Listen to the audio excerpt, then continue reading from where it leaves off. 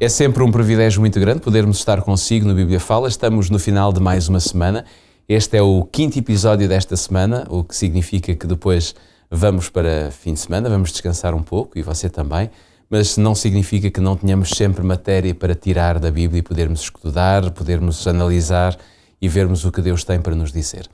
Mesmo em sinal de remate desta semana, podemos abrir novamente a nossa Bíblia no capítulo 2 de 2 de Pedro e quero ler convosco alguns versículos. Vamos começar por ler do versículo 5 ao versículo 10 do capítulo 2, que diz assim: E não perdoou ao mundo antigo, mas guardou a Noé, pregoeiro da justiça, com mais 7 pessoas, ao trazer o dilúvio sobre o mundo dos ímpios. E condenou à subversão as cidades de Sodoma e Gomorra, reduzindo-as a cinza e pondo-as para exemplo aos que vivessem impiamente. E livrou o justo Ló, enfadado da vida dissoluta dos homens abomináveis, porque este justo, habitando entre eles, afligia todos os dias a sua alma justa, pelo que via e ouvia sobre as suas obras injustas. Assim sabe o Senhor livrar da tentação os piedosos e reservar os injustos para o dia do juízo, para serem castigados. Mas principalmente aqueles que, segundo a carne, andam em concupiscências da imundícia e desprezam as dominações, atrevidos, obstinados, não receando blasfemar das dignidades. Se dermos um salto ao versículo 15 e 16, diz: Os quais, deixando o caminho direito, erraram, seguindo o caminho de Balaão, filho de Bosor, que amou o prémio da injustiça, mas teve a repreensão da sua transgressão. O mudo jumento, falando com voz humana, impediu a loucura daquele profeta.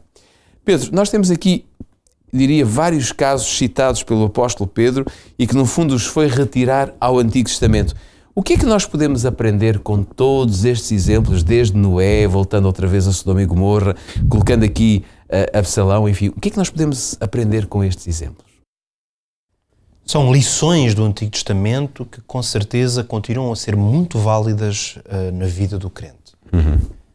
Penso que poderemos olhar para estas duas histórias e tirar algumas conclusões. Lembrando, ontem demos aqui, citámos também a história de Sodoma e Gomorra, particularmente nessa comparação nas mensagens de Judas e de Pedro. Mas aqui vai introduzir um outro elemento, que é o Ló, não é? Vai introduzir precisamente a ideia de Ló, portanto explorámos um pouco mais os versículos Sodoma e Gomorra. do que se passou nessa história. Portanto, nós percebemos que essa cidade atingiu um cúmulo de impiedade tal que Deus considerou que ela tinha que ser destruída, mas a história também nos diz que quando Abraão, o servo de Deus, aquele a quem ele tinha chamado e que habitava ali perto, e quando ele foi avisado disso, uma vez que estava lá o seu sobrinho Ló, Abraão, sabemos que, como sendo um homem de um coração bondoso, não é? Mas também um grande amigo de Deus, é como se Ló tivesse Abraão entrou naquela negociação com Deus e ele, como que puxava pela misericórdia de Deus, dizia: Senhor, mas se houverem lá 50 pessoas, tu não vais ter misericórdia dessas 50? E é muito interessante essa passagem, porque Deus vai mostrando como de facto o seu coração é misericordioso. Claro. No fundo, nessa negociação, aparente negociação entre Abraão e o próprio Deus, o que Deus vai mostrar a Abraão é que, mesmo que tu vás fazendo contas, eu já as fiz. É por isso que vai-lhe dizer: se existissem 40 justos, eu pouparia a cidade. Se existissem 20 justos, eu pouparia a cidade. E vai chegar ao ponto de dizer: se lá existissem 10 homens ou mulheres justos, eu pouparia aquela cidade. Sabemos é que esse número 10, que até representa um pouco a plenitude, um número completo, na verdade nós sabemos que nem 10 pessoas justas existiam naquela cidade.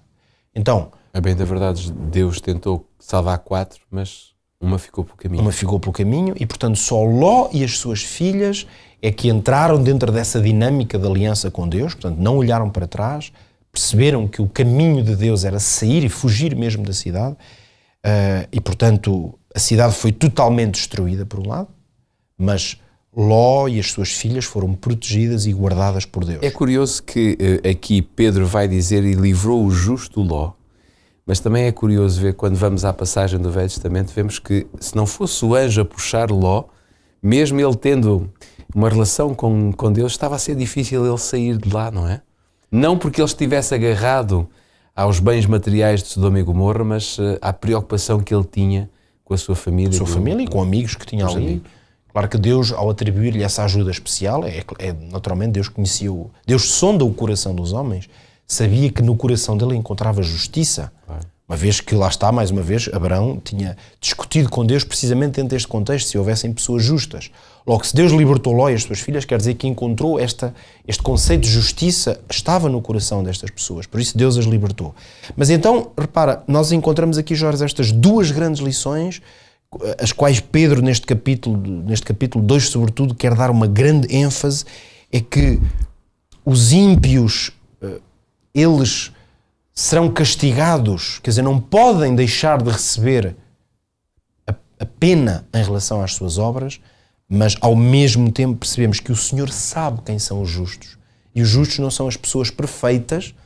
Nós sabemos que Ló e as suas filhas, é só continuar a ler a história deles, cometeram muitos erros. Para perceber que eram pessoas que não eram perfeitas, imaculadas na sua conduta e que cometiam erros, claro. Mas Deus encontrou nos seus corações o espaço suficiente para viver em aliança com Ele, porque isso é o que Deus sempre busca no coração humano, na experiência humana, é a oportunidade e a disponibilidade para o pacto com Ele, e nestas pessoas Deus ainda o encontrou. Depois, temos esta curiosa história, não é, do profeta Balaão, que vai ser repreendido através da sua própria jumenta.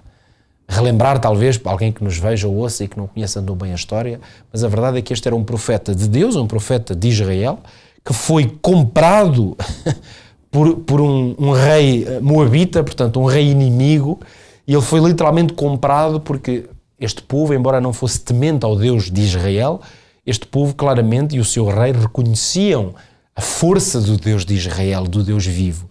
Reconheciam que quando este Deus abençoava alguém, que essa bênção era tremenda. Claro. Então, numa conjetura humana, ele vai tentar contratar Balaão, vai pagar-lhe uma soma avultada e vai, aliás, conseguir convencê-lo a receber essa soma para fazer o quê? Para ir lá e, portanto, em nome do Deus de Israel, abençoar os moabitas. A verdade é que este homem, este profeta, o seu coração estava, enfim, era tão fraco ao ponto de ele se ter deixado de facto engodar. E como é que Deus vai impedir que tal aconteça? Colocando o anjo do Senhor à sua frente, e os olhos daquela jumenta foram abertos e, portanto, a jumenta não avançava porque via que estava ali uma presença poderosa e ela não avançava. Já os olhos do profeta estavam fechados. Portanto, havia nesta história real um simbolismo grande de que, na verdade, o profeta, que é, por definição, aquele que tem os olhos abertos para Deus e, portanto, ouve e vê Deus de uma maneira que o povo comum não vê, esta história mostra-nos que a situação estava totalmente invertida. O profeta é que tinha os olhos fechados, velados, portanto, o profeta estava sem revelação e o animal estava a receber uma revelação da parte de Deus, porque conseguia ver a realidade. Bem, a história termina, de facto, com a intervenção de Deus e, enfim, este profeta teimoso acabou por convencer-se e perceber, mas claro, com a intervenção de Deus, e acabou por abençoar Israel. No entanto, o que é que nós podemos aprender aqui? Que é muito fácil sermos engodados por ganância, por mentira, por engano, e nós precisamos estar muito alerta em relação a isso. Repara, Jorge, se até um profeta de Deus foi possível ser enganado, quer dizer que o mal tem realmente um potencial enorme de ganhar espaço no coração das pessoas, até daquelas que se dizem crentes ou que têm uma relação até especial com Deus. Ora, se aqueles que hoje nos veem ou ouvem, ainda que se considerem pessoas de fé, pessoas crentes em Deus, estejam numa dinâmica de relacionamento com Deus, ainda assim precisam de estar muito atentos, porque o mal tem uma capacidade enorme de nos alcançar e ir buscar o pior que há no coração de cada um de nós. Então aí nós não podemos nunca esquecer esta verdade que Pedro vai tentar explorar bem. Se nós deixarmos que o mal ganhe espaço e vença, Deus sabe e estará atento. Mas se houver humildade, Deus terá misericórdia e salvará aqueles que o buscam. Saímos para fim de semana, mas fico com estes conselhos, fico com estas certezas que aqui vamos desenvolvendo e, sobretudo, vamos lendo através das Sagradas Escrituras, porque elas, sem dúvida, podem fazer a diferença na nossa vida, mas também na sua vida. Por isso, é nosso desejo que você possa ter um ótimo fim de semana, possa ter uma ótima experiência com Cristo. Já sabe, descanse no dia certo, faça o seu tempo de pausa de todas as coisas que normalmente o faz trabalhar e desenvolver a sua atividade profissional e passe um tempo com Deus, usando esse tempo, dedicando esse tempo ao conhecimento do seu Deus, daquele que o ama verdadeiramente. Quanto a nós, já sabe, voltamos na próxima segunda-feira com mais um Bíblia Fala.